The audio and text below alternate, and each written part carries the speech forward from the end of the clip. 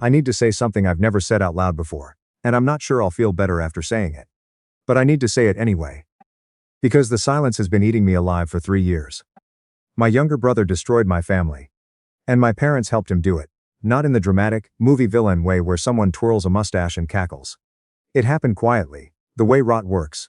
Slowly, from the inside, until one day you press your hand against something you thought was solid and your fist goes straight through.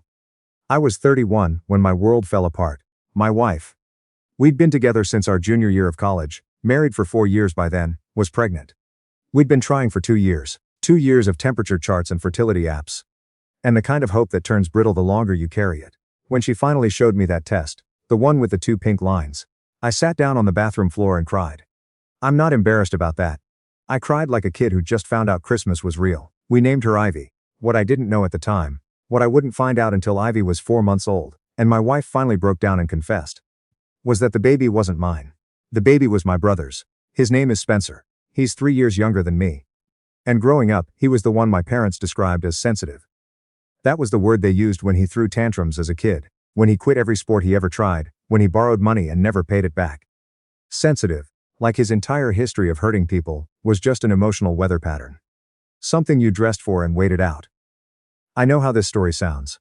I know you've heard some version of it before, but I need you to understand the specific texture of this particular betrayal, because without that, the rest of what I did won't make sense. Spencer and my wife had been close. I knew that. I thought it was a good thing. He'd come over for dinner sometimes when I was working late. I was managing a regional distribution center at the time. 12-hour shifts, sometimes 6 days a week. I was proud of what I was building. I was trying to give us a good life. I thought it was nice that she had company. It wasn't nice. It had been going on for almost a year before she got pregnant. She told me this in the kitchen on a Tuesday evening in March, while Ivy was asleep in the nursery down the hall. And I remember very clearly the way the refrigerator hummed, the whole time she was talking. I remember thinking, I need to turn that refrigerator off. I need to fix whatever is making it hum like that. I remember thinking about anything other than what was coming out of her mouth. She said, she was sorry. She said, it meant nothing. She said she didn't know how to tell me, and that every day she didn't tell me was worse than the day before. I sat there, and I let her talk until the words stopped making shapes in the air and just became noise. Then I said, does Spencer know? She nodded. How long has he known? She looked at the floor. Since before she was born. There it is. That's the part. That's the part I need you to sit with for a second. Because when I found out what came next, it cracked something in me that I'm still not sure has healed. Spencer had known since before Ivy was born. And he wasn't the only one. I found out 2 weeks later, after the screaming and the crying and the sleeping on the couch, and the long drives to nowhere in particular, that my parents had known too. Not for weeks, for months. Spencer had told them sometime in the second trimester. He'd gone to them apparently, because he was scared and didn't know what to do. My parents, my mother and father, who held my hand at my wedding, who were in the delivery room when Ivy came into the world, who sat at my kitchen table at Christmas and watched me sing to my daughter, they knew. And they said nothing. When I confronted my father, he didn't deny it.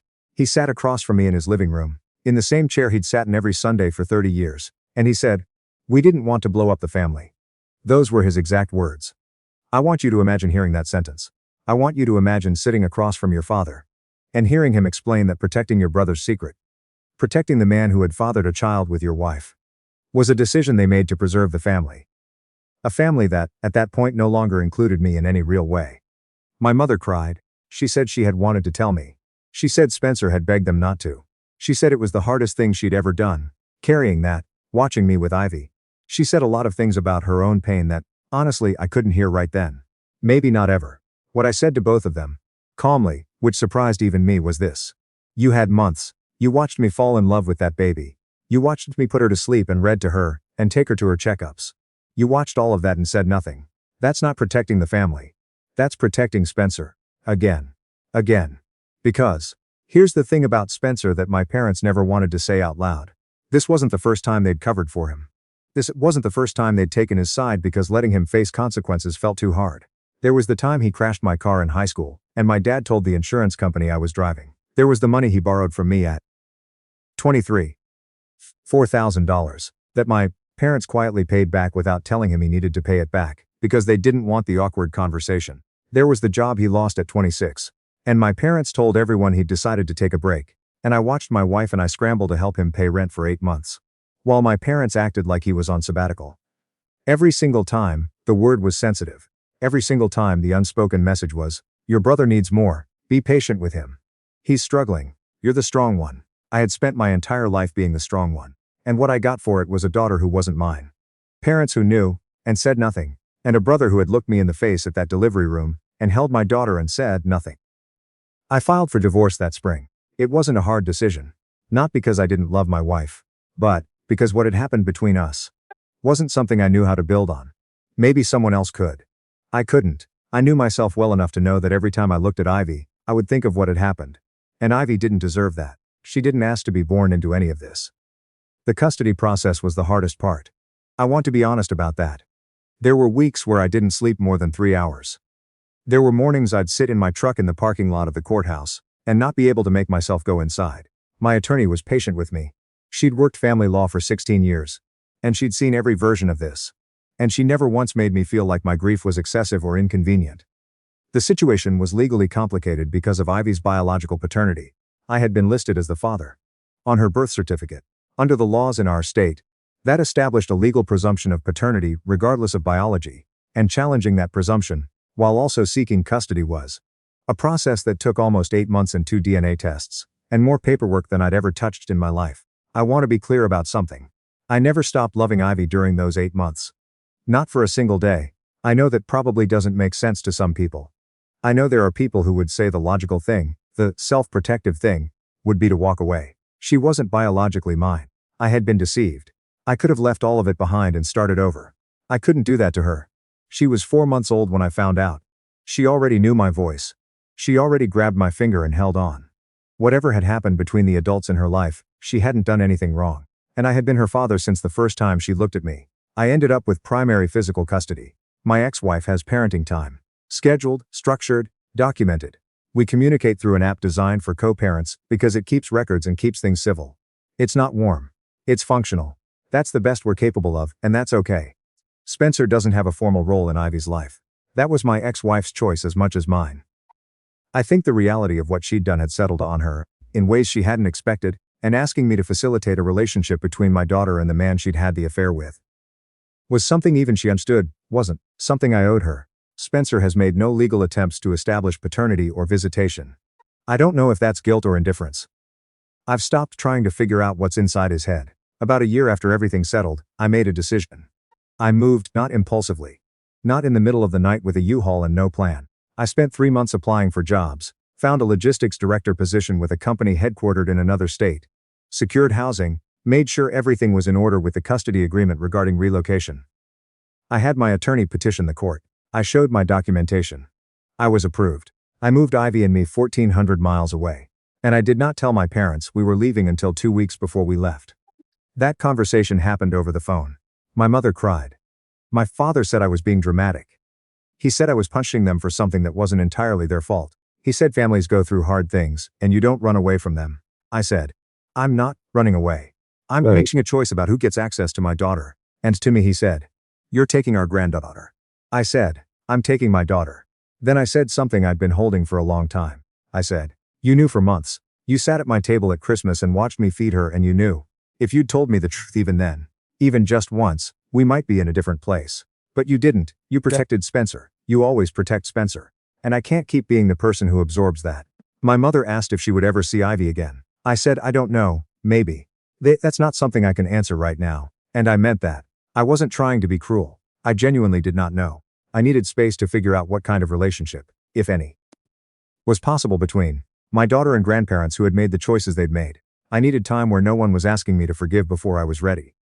And no one was asking me to make things comfortable for the people who had made them so uncomfortable for me. We moved in September. Ivy was 14 months old. She slept through most of the drive, buckled into her car seat, while I listened to the same 3 podcasts on repeat, because I couldn't focus enough to find new ones. We stopped at a hotel in Missouri. She ate applesauce, and threw Cheerios on the floor and laughed at herself. I sat on the edge of the hotel bed and watched her and thought, this is enough. This is something I can build. The new city was different from where I'd grown up in every way I needed it to be. The winters were milder. The neighborhood we landed in had a playground 2 blocks away, a coffee shop on the corner, a pediatrician my attorney had helped me identify before we moved who came recommended by 3 different people. Ivy started going there before we'd even fully unpacked. I built a life, That sounds simple. It wasn't. There were months where I went to work, came home, put Ivy to bed, and sat in the quiet of the apartment feeling like I was holding myself together with both hands. I started therapy about 6 months after the move. Something I probably should have done sooner, but men are stubborn, and I was no exception. My therapist was a guy in his 50s, soft-spoken, didn't push. He let me talk at whatever pace I needed. I talked about my parents, and about Spencer, and about my marriage, and about Ivy. And somewhere in the middle of all of it, I started to understand why I had made the choices I'd made, and I started to feel less insane for having made them. Ivy turned 2. She started talking in full sentences. Nonsense sentences, mostly, but full ones. She had opinions about everything. Which cup she wanted, which story she wanted, whether or not her socks were acceptable. She called me Dada. She reached for me when she was scared. She laughed at her own jokes. I took pictures constantly. The kind of pictures parents take compulsively because they know that the moment they're standing in will be gone tomorrow, and they want proof it existed. Ivy in the leaves in October. Ivy, with her face covered in birthday cake. Ivy asleep in the back seat, on the way home from the zoo. Sometimes I would print a few of those photos and mail them to my parents. I want to be honest about why I did that. It wasn't to torment them, though I understand how it might have looked. It was because I hadn't closed the door entirely. I'd said I didn't know, and that was still true. And on some level, I think I wanted them to see what they were missing. I wanted them to understand concretely, in glossy 4x6 prints, that there was a person growing up in another state, who called me Dada and knew nothing about the decisions her grandparents had made. I wanted them to have to sit with that. My father sent a card for Ivy's birthday. No return address, which I thought said everything. Just a card with a generic message and a $20 bill inside. I put the 20 in Ivy's savings account. I put the card in a drawer.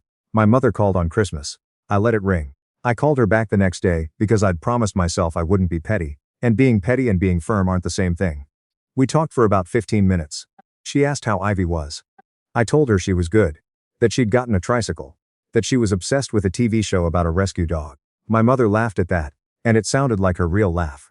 And for a second it almost felt normal. Then she said, "I hope someday you'll let us see her." And I said, "I hope someday I'll be ready for that." There's a difference between those two sentences that I think my mother understood. Because she didn't push. Spencer got engaged. My mother told me in that same Christmas call.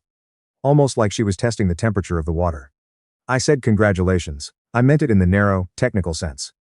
I have no active wish for harm to come to my brother. What he did to me was unforgivable, and I also know that whatever my parents had built in him, the sensitivity, the passes, the infinite second chances, that was the soil his choices grew out of. I hold all of that in my head at the same time without needing to resolve it. I do not plan to attend the wedding. Ivy is 3 now. She starts preschool in the fall, at a place 2 blocks from our apartment that has a garden in the back where kids grow tomatoes in the summer. She is funny. She is bossy. She is deeply, completely herself. In a way that children are before the world starts telling them who to be. And I am doing everything in my power to hold that space open for as long as possible. She calls her preschool teachers by their first names, which she learned to do, because they told her to, and she took it very seriously. She carries a little backpack with a fox on it. She tells me when she's mad now instead of just crying, which her pediatrician says is excellent emotional development, and which means I get to hear the sentence. "I am mad at you, Dada," approximately every other day. I'm still in therapy. My therapist says I've made significant progress, which I believe because I no longer cry on the drive to work. And I can say my ex-wife's name without feeling sick, and I can think about my parents without the anger being the first and only thing I feel. There's grief underneath the anger. There always was. I'm starting to get to it. I haven't fully closed the door on my parents. I want to say that clearly, because I think people sometimes hear a story like this, and they want a clean ending. Either full reconciliation or permanent estrangement. Something tidy. Life isn't like that, or at least mine isn't. What I have with my parents is a partial door. Cracked. I communicate a few times a year. I send photos. I don't ask them about Spencer or his fiancée, and they don't ask me to forgive him. That's an unspoken agreement we've settled into. Whether that door ever opens wider, I genuinely don't know. It would require things I haven't seen from them yet. Real accountability, not just grief for what they've lost, but acknowledgement of why they lost it. It would require a conversation that none of us might ever be ready to have. And that's okay. I've stopped making it my project to push us there. What I know is this. I have a 3-year-old who wakes up on Saturday mornings and climbs into my bed and puts her face approximately 2 inches from us, says Dada. I wake up with absolute authority. I have a job I'm good at. I have a therapist who calls me on my nonsense. I have a 2-bedroom apartment that we've slowly made into something that feels like ours. I have a pediatrician who knows her name when we walk in. I have a life. Last month I printed a new round of photos and put them in envelopes for my parents. Ivy in the garden at preschool, holding a cherry tomato she'd grown herself, looking at it like it was the most remarkable thing in the world. Because to her it was. I mailed it without a note. I think they understood.